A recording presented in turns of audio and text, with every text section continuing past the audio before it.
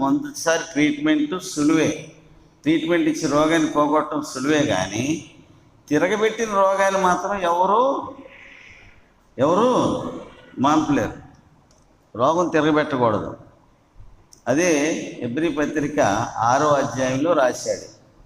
4-5 Hebrew పత్రిక 6వ అధ్యాయం నుంచి 4, 5, 6 వచనాలు.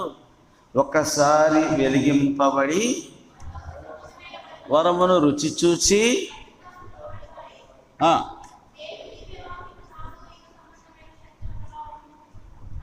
అనుసరించిన తర్వాత తప్పిపోయిన వారు, ఒకసారి వెలిగింపబడి అంటే మారు మనసు పొంది పాపక్షమాపణ పొంది పరిశుద్ధాత్మ వరాన్ని పొందిన తర్వాత తప్పిపోతేనట ఏముంది, తమ విషయంలో దేవుని కుమారుని మరలా బాహాటముగా సిలువ వేయచ్చు.